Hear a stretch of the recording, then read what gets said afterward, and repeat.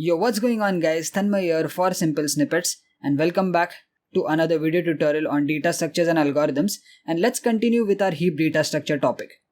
Now for those who've missed the previous tutorial of this DSA course, we took an introduction to heap data structure. We understood what is heap data structure, the different types of heap data structure, how a heap looks like, what is a heap and what is not a heap, the properties of heap data structure, and also the two different ways in which heap data structure is implemented. So in case if you've missed that, please do check that out. But in this video, we're going to start with the implementation, which means that we're going to take a look at the practical side, because ultimately we want to write C++ code to implement heap data structure and implement the different operations, right? We're using C++ programming language, but you can use any other general purpose programming language which you're comfortable with. And talking about the implementation side, I mentioned there are two ways in which you can implement the heap data structure. The number one was to create nodes in the memory and link them in tree structure, which is the conventional method that we've been doing in previous tutorials of other tree data structures. But for heap data structure, the more commonly used methodology is to arrange the heap data structure elements in array structure. So this is much more efficient, it is much more easier to manage as well as operate with array structure, because the heap data structure, which looks something like this, will ultimately be arranged practically during the implementation side in an array structure, okay? And the linking, that is this left and right child linking, is done using these three formulas. So this is something that I've already explained in previous tutorial in detail, so in case if you missed that, please check that out. But now we will start off with implementation, and as I mentioned, we're going to select the option 2. So let's talk more detail about the implementation of this heap data structure. If you're new to my channel, my name is Tanmay Sakpal and I do a lot of computer science and information technology video tutorials like computer programming, development, technology talks, and a lot more on this channel. So if that's something you're interested into, then definitely subscribe and turn on the notifications to get the latest updates and never miss out on such important topics. And yes, by the end of this video, we will start off with writing C++ code, and we will create a basic C++ structure with all the different operations, and we will create the entire boilerplate, and then we will take on one function or one operation at a time in further videos. So make sure you watch this video till the end for the practical aspect as well. Okay, so we've seen the different standard operations using heap data structure. We have get mini, and we are going to use a min heap, or we are going to implement min heap. It can also be applied for max heap, but in our example, we are taking min heap. So get mini will return the root element. Similarly, we have extract mini, which will remove the minimum element from the heap, which is basically the root node itself. Then we have insertion in heap, we have deletion from heap, and we have heapify, right? So again, this is something that we discussed previously. But now let's look at this from a pseudocode point of view, because ultimately we want to write code, right? We want to see the implementation side. So when it comes to the implementation, this is how the heap class structure would look like. We will create a class called min heap. This is our user defined class in C++. The data members that this min heap will have is an array, which is a pointer to array of elements in the heap. So this is going to be a pointer which will dynamically point to an array. We are using dynamic memory allocation because we are going to take the size of the array from the user at runtime. Okay. So this is the first data member. The second data member is going to be int capacity, which is the maximum possible size of the min heap. And the third one is going to be the heap size, which is the current number of elements in the heap, right? So this heap size will keep on changing depending upon insertion and deletion. The capacity is going to be fixed once it is taken from the user. Alright? Okay. Now talking about the standard operations of heap data structure, we have some standard operations listed down along with some extra operations which we will also implement in further tutorials. So talking about the first one is a constructor. It is a parameterized constructor. You can see the name of this function or method is exactly the same as the class name. So it will take an integer value, which is going to be the capacity, and it will set the array size using the dynamic memory allocation. Alright. So I'm just giving you a quick rundown of the entire class. We will go to the C++ IDE and start typing out the structure as well. But let me just quickly go through the functions. The next one is parent, which will return the parent for a particular index position. So remember those three formulas. Let me put it onto the screen. You can see over here. So parent will give us the parent formula. Then we have int left, which will give us the left child. We have int right, which will give us the right child. Then we have get mini. So get mini will give us the minimum value, which is usually at the root node, right? In a min heap, the minimum value is at the root node, so we will simply return that. We also have extract mini or extract min. Get min or get mini, it is also called mini at times. Alright, so extract min will remove the minimum value from the root, so we will also fetch it as well as remove it off. So let's say if we have a min heap like this, we have 5, 10, 15 and 25. Alright, so when you say get min, you will return this root, but when you say extract min, you will return this root as well as you will eliminate this from at the root position. So this means that now this entire structure is broken and it has to be restructured, also known as heapified. So this is where this min heapified function comes into place, right? So this will basically restructure this and again form a heap from the top to bottom. We also have insert key or insert value or insert node. Basically we are inserting an integer value. So when you insert, you will insert a value in the heap. Okay. Then we have decrease key and delete key. So delete key is used to delete a particular value and it will take the assistance of decrease key. So decrease key function is nothing but it will make that particular value a minimum value. So let's say you want to delete 25, okay? So you have to say delete key. So 25 will be replaced with a very minimum value, let's say -1 for this example. Once it becomes -1, this will disobey or break the law of min heap, which is the minimum value needs to be at the top, right? So then you will have to take this over here, then you'll have to take this over here, and then you'll extract it. So that's how the delete process works. Don't worry, I'm just giving you an overview. When we will actually implement that, I will go step by step along with the pseudocode. Right now I'm just quickly going through the different functions. So we have decrease key, we have delete key, we have min heapify. We will also have linear search because ultimately this heap is arranged in the form of array, and since it is not in any order, in ascending or descending order, we cannot use the binary search. We will have to use linear search. So let's say you want to search a particular value in the heap. Because it is arranged in the form of array, you'll have to go linearly starting from 0, that is index position 0, 1, 2, 3, 4 and so on and so forth. We also have print array, which will basically print out the entire heap in a sequential way starting from 0 index to the last index. And lastly, we have the height of the tree, which will have a formula which calculates the height of the tree. Okay. Alright, so these are the basic standard heap data structure operations. Some of them are extra. We will still need a couple of them extra to perform these standard operations that we will see in the implementation side. In the main function, so this was just the class, okay, this was the min heap class.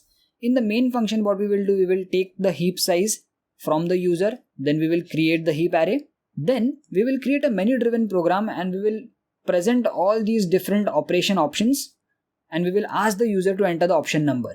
So this is something that we've been doing throughout this DSA course previously in previous tutorials. So if you followed the DSA course, you know what is a menu driven program, right? And if not, you'll see this in this video itself. And depending upon what the user enters, we will perform that particular heap operation. Okay. So this was a basic pseudocode kind of structure of how our heap class would look, how the data members look like, how the member functions look like. This is not exactly the proper syntax. This is just for representation purpose, so that you get an idea about what all things we're going to implement. And maybe at the end, things might get added, things might get removed also. But now, let's actually jump to the C++ IDE and let's start off with creating the structure of our heap class as well as the main function. Okay, so as you can see on the screen, I have opened up my C++ IDE, which is an IDE where I can type C++ code. If you have some other IDE, that's well and good. Mostly the code and syntax is going to be exactly the same. So as you can see, I've already typed a little bit of code. You guys can pause the screen and type it along. I highly recommend that at least you implement and type the code with your own hands at least once for the best practice. And hence I'm doing it from scratch over here. So first we have int main. Now let's start with the creation of our heap class. Okay, so this is our class min heap, and we will put all the data members as well as member functions all in the public access specifier or access modifier. That is because when you want to access the data members, if you keep them in private access modifier, then you'll have to create member functions to access those data members, right? So that's how the encapsulation and that's how the object-oriented programming works.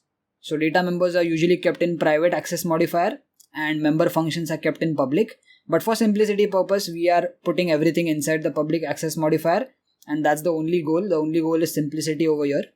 Okay. So create a class named minheap. In the public access modifier, we will create those 3 data members. Let's do that. Okay, so these are the 3 data members. All of them are of type int. The first one is a pointer which is going to be pointing to the array, which will be created at runtime depending upon what the capacity size the user enters. Okay. So 3 data members are created.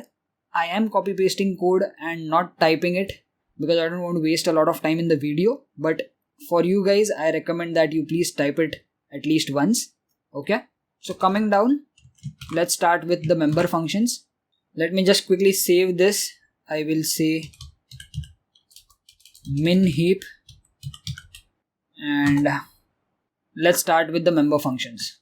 So the first one is a simple parameterized constructor.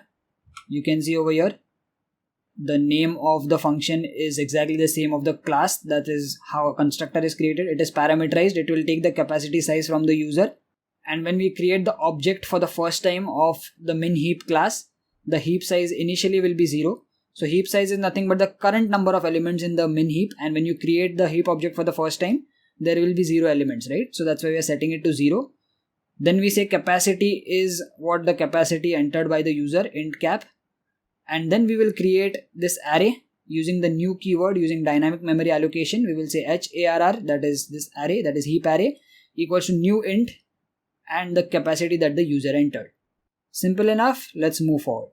Now other operations like insertion, deletion and heapify, we will go one by one later on. So right now I'm not typing the code over here in this tutorial, but the extra operations which are easy, we will directly implement. For example, we have linear search, and we've already talked about linear search in previous tutorials in this DSA course. Linear search is nothing but you have to go one by one in the array. So you will take the value that you want to search from the user. We will run a for loop. So for int I equals to 0 till the heap size. Okay. So starting from 0 index till the heap size.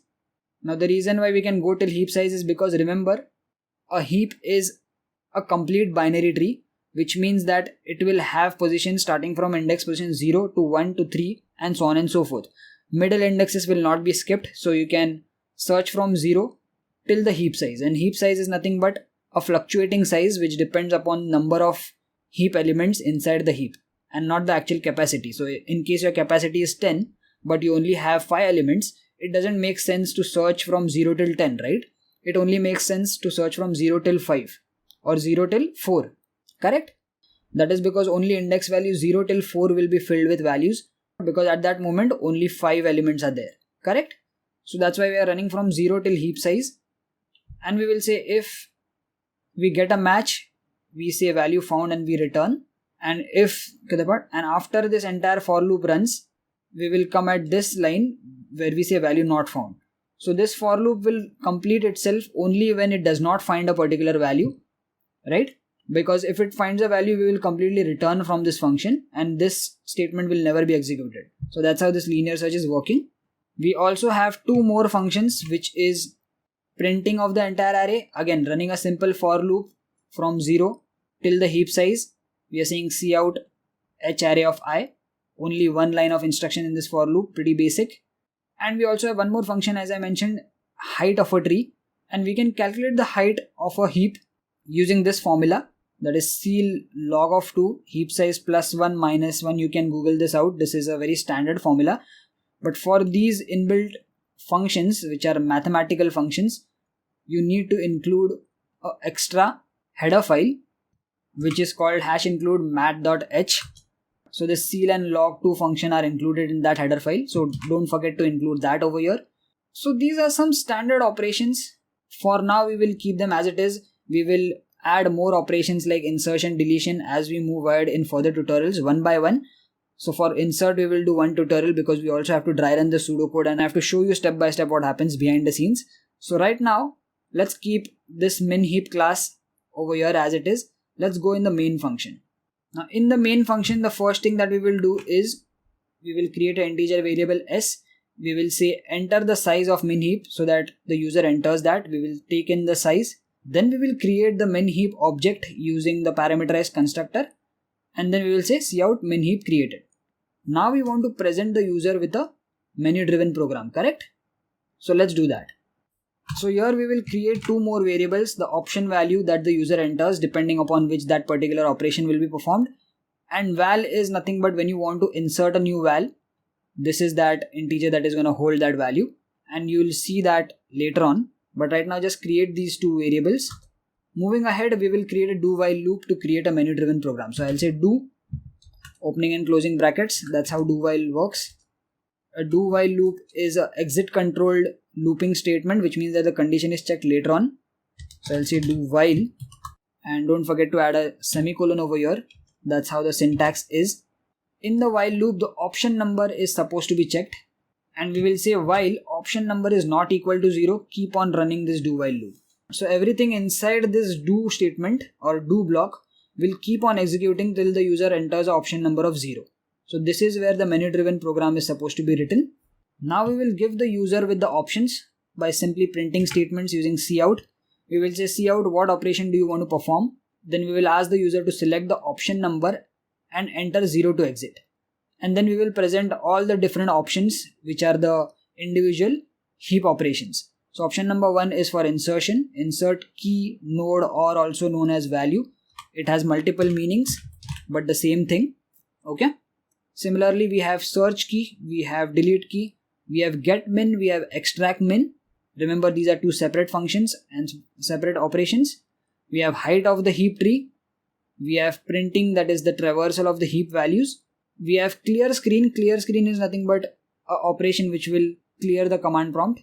And we have option 0 for exiting the program. Now this is where the user will enter the option value. So we will take that option value from the user. We will say C in option, and now we will have to use a switch case. So depending upon the option, we will have to perform that necessary operation, right? So if the user enters 1, the operation is insertion, correct? So let me quickly paste the entire switch case as well. Okay, so this is the switch case in which we pass the option variable. In case the case is 0, we break out, right? So that is for the exiting of the program. If case 1, we will say insert operation because option 1 is for insertion. We will ask the user to enter the value to insert in the heap, and this is where this val variable comes into picture. You can see we created it over here, and then we will say obj.insert key. So this obj is nothing but an object which we just created of min heap, and when we say obj.insert key, we are simply calling the member function and we are passing the value to insert. The reason why I have commented this is we still have to create this function, and we will see that later on. Right now we are simply creating the entire program structure. So similarly, we have search operation for option 2. So we will take the value from the user and we will search it using linear search. Similarly, we have delete operation, we have get many operation, we have extract operation, we have heap tree, height, we have printing of the heap array, and lastly we have clear screen. And if user enters some random option number like 13, 15, 700, we will say user enter proper option number. Alright. So this is where the switch case finishes, this is where the while loop finishes, that is a do while loop, and this is where the int main function ends. So now let's save this and let's see if it runs in the first go. We are expecting that we'll get some errors, but let's see, compile and run. Alright, our program is working perfectly fine. Do note that we haven't yet coded all the operations, so right now we are just doing a dummy check, that is the first trial run. You can see we are being asked to enter the size of the min heap. Let's enter 7. Hit enter. You can see min heap created, and now we are being presented with the options. So the options are what operation do you want to perform? Select option number, enter 0 to exit. So let's say you want to do the insertion. I'll say option 1, hit enter. Now you can see insert operation, enter value to insert in the heap. So you'll enter some value, hit enter, and right now nothing is happening because the insert function, as I mentioned, we still have to type. But the insertion will happen, and then we will again get the menu driven program, and again we will be asked what operation do you want to perform. So let's say again you want to insert, or you want to search, or you want to delete what you entered. So all this thing will happen in a menu driven fashion, and it will keep on happening till you enter 0. So once you enter 0, you will exit outside this program, hit enter, and the command prompt will go. So this is the entire structure and the beginning video or the beginning part of implementation of min heap. that is the heap data structure. In further videos, we will take one operation like insertion, like deletion, like extraction, like the heapify. We will see the pseudocode, we will then dry run that pseudocode, then we will see also the code and understand them individually for better understanding. Right now, if you followed me so far, what you have is an entire structure of the min heap data structure practical aspect, that is the C++ program. So this is where I'm gonna wrap up this video. If you followed so far and understood the entire implementation, please give this video a like. Let me know in the comments how this video was. Do share it with your friends. Turn on the notifications because in further videos we will proceed with the min heap implementation, so you'll get notified whenever I upload those videos. And like always, thanks for watching guys. See you in the next one. Peace.